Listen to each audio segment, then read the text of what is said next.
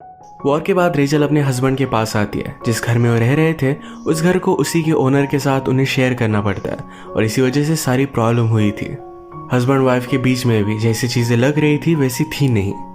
Hello friends, आज मैं आपको द आफ्टरमैथ ये 2019 की एक बहुत ही अच्छी ड्रामा मूवी एक्सप्लेन करने वाला हूँ। अगर आपको वीडियो अच्छा लगता है तो प्लीज़ इसे लाइक और कमेंट ज़रूर कर दीजिएगा। बिना किसी देरी के एक्सप्लेनेशन स्टार्ट करते हैं। मूवी स्टार्ट होती है और हम हमारी मेन कैरेक्टर रेचल को जर्मनी में आता हुआ देख सकते हैं। ये 1945 का टाइम था। इंग्लैंड ने जर्मनी पर हमला किया था और वो जीत चुके थे। रेचल का हस्बैंड इंग्लैंड के लिए एक बहुत बड़ा ऑफिसर था।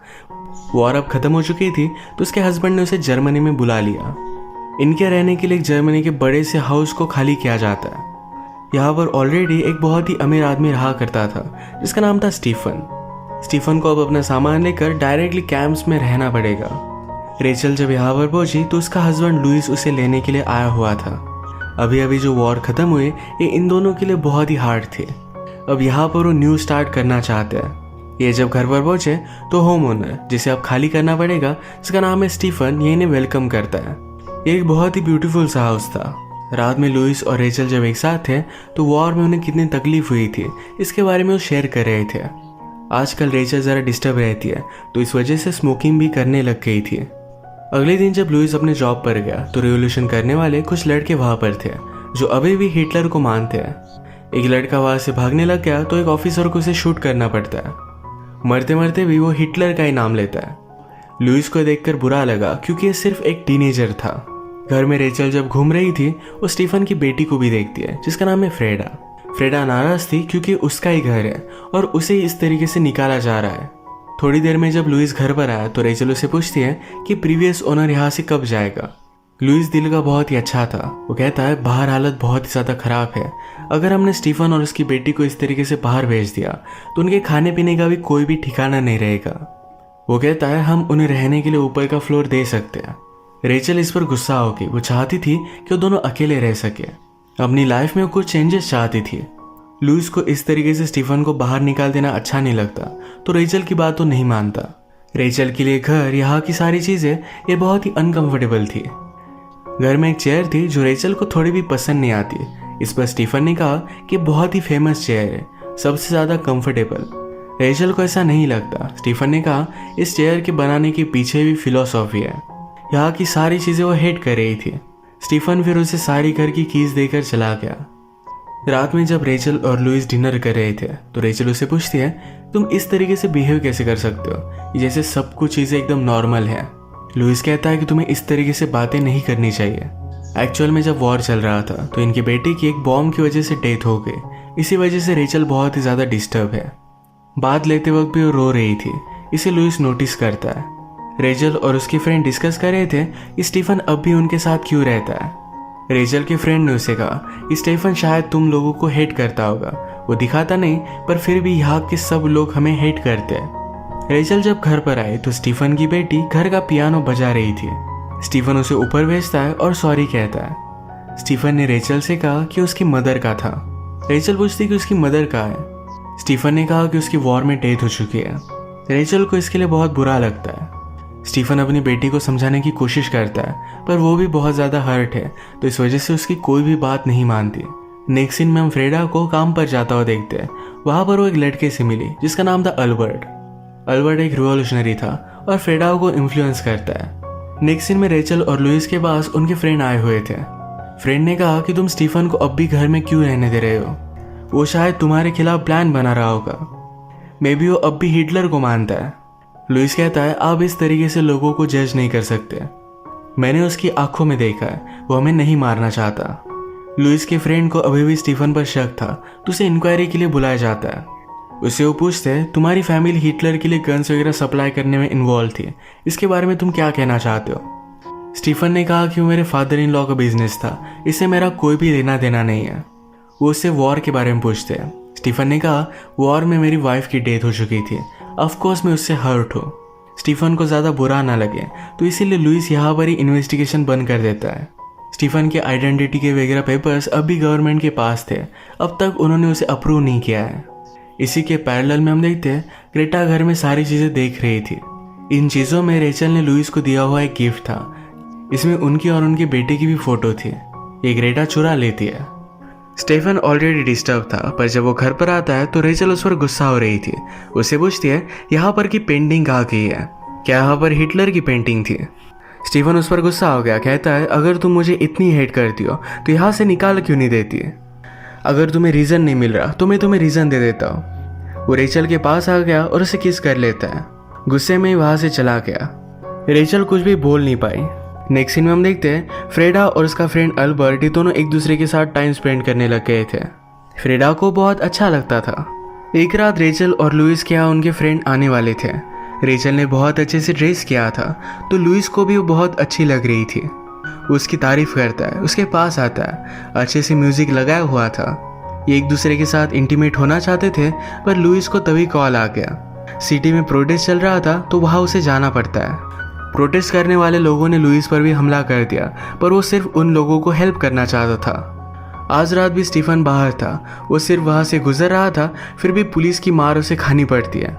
वो बेचारा हर्ट होकर घर पर आया तो घर पर रेचल और उसके फ्रेंड सब पार्टी कर रहे थे। लुइस का एक फ्रेंड रेचल की वाइफ का पियानो बहुत ही अजीब तरीके से बजा रहा था। स्टीफन को अच्छा नहीं लगता तो उसे उसने स्टॉप करने के लिए कहा, पर ये फ्रेंड मानता नहीं। इन दोनों में फाइट होने वाली थी, पर सारे लोगों ने स्टीफन को रोक लिया।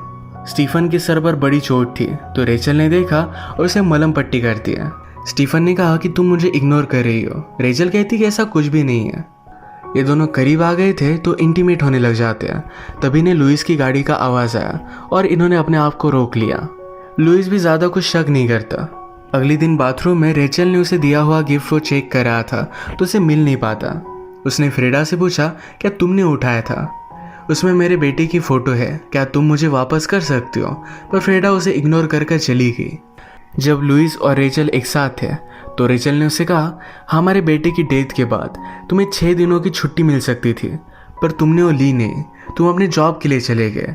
ऐसा क्यों, मुझे तुम्हारी ज़रूरत थी, तुम इस तरीके से कैसे बिहेव कर सकते हो।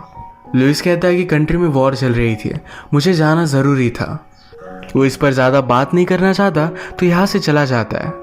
5-6 दिनों के लिए लुइस को काम पर दूर जाना पड़ता है। एक शाम रेचल बहुत ही अकेली पड़ गई थी। वो पियानो बजाने लग जाती है। ये वही धुन थी जो स्टीफन की वाइफ बजाया करती थी। ये सुनकर फ्रेडा भी उसके पास आ गई। वो भी उसके साथ प्ले करने लग गई। एक नोट बजाते बजाते फ्रेडा ने गलती कर दी तो रेचल कहती है मेरा बेटा भी कभी भी ये नोट बजा नहीं पाता था। उसे अपने बेटी की बहुत याद आ रही थी तो वैसे वो रोने लग गई। स्टीफन फिर उसके पास आया और उसे सहारा देता है। अगले दिन रेचल ने स्टीफन और फ्रेडा को ब्रेकफास्ट के लिए बुलाया। इवनिंग में ये सब मूवी देख रहे थे। जब फ्रेडा यहाँ से चली गई, स्टीफन और रेचल अकेले थे तो एक दूसरे के साथ इंटीमेट हो जाते हैं। नेक्स्ट सीन में हम देखते हैं गवर्नमेंट के खिलाफ काम करने के लिए कुछ लोग टीनेज लड़कों का फायदा उठा रहे थे। लुइस इसकी इन्वेस्टिगेशन कर रहा था। इसमें हम देख सकते हैं कि अल्बर्ट का भी फोटो है, फ्रेडा का बॉयफ्रेंड। पैरेलल में रेचल और स्टीफन एक दूसरे के साथ मजे कर रहे थे। स्टीफन रेचल से कहता है तुम मेरे साथ खुश हो, तुम्हारे चेहरे पर स्माइल है। जब से तुम यहाँ पर आए तब से तुमने कभी भी स्माइल नहीं किया था। मैं अब यहाँ से दूर चले जाने वाला हूँ, माउंटेन्स में रहने वाला हूँ। एक अच्छा सा घर बिल्ड करूंगा जहाँ पर तुम भी मेरे साथ आ सकती हो। रेचल कहती कि अब तक तुम्हें तुम्हारे पेपर्स नहीं मिले हैं। स्टीफन कहता है कि ये सब हो जाएगा। नेक्स्ट सीन में हम देखते हैं कि फ्रेडा जब अल्बर्ट के पास आई हुई थी तो उससे वो लुइस के बारे में पूछ लेता है। हमेशा उसे लुइस के बारे में सारी इन्फॉर्मेशन जाननी थी। स्टीफन को उसके पेपर जल्द से जल्द मिल जाए, इसीलिए रेचल अपने फ्रेंड से हेल्प मांग लेती है। उसके फ्रेंड को भी पता चल गया था कि स्टीफन और रेचल के बीच में अफेयर है। लुइस जब अपने काम से घर पर वापस आया तो बहुत ही खुश था। वो कहता है मेरे पास एक गुड न्यूज़ है।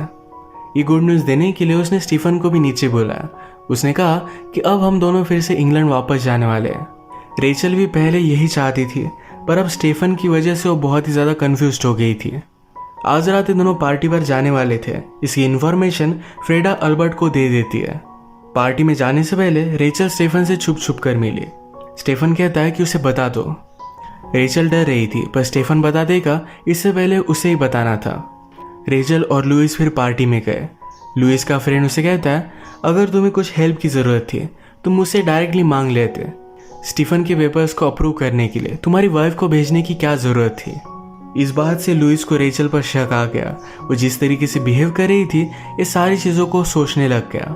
उसके पास जाकर उसे कन्फ्रंट करता है। कहता है कि जो भी मैं सोच रहा हूँ ये क्या सब कुछ सच है। रेचल उसे सॉरी कहती है। स्टीफन गुस्सा था तो रेचल ने कहा, हमारे बेटे की डेथ हो जाने के बाद सब कुछ बदल गया था। तुम मुझे छोड़कर चले गए थे। हमारे बेटे की डेथ के लिए तुम मुझे दोषी मानते हो। वो गुस्से में यहाँ से जा रही थी तो लुइस भी उसके साथ आता है। अचानक से अल्बर्ट ने इन पर हमला कर दिया। एक आदमी मारा जाता है और लुइस ने अल्बर्ट का पीछा किया। अल्बर्ट भागते भागते एक स्नो से भरी हुई रिवर तक आ गया था। वो अब आगे जा नहीं सकता था। अल्बर्ट के पीछे पीछे फ्रेडा भी उसका पीछा करते हुए आई हुई थी। अचानक से अल्बर्ट का पैर फिसल कर वो इस नदी में डूब जाता है। फ्रेडा उसे बचाने की कोशिश करती पर वो खुद भी डूब जाती। इस वजह से लुइस ने उसे बचा लिया। घर पर आने के बाद लुइस रेचल से कहता है, तुम कुछ न्यू स्टार्ट करना चाहती थी, एक नई लाइफ।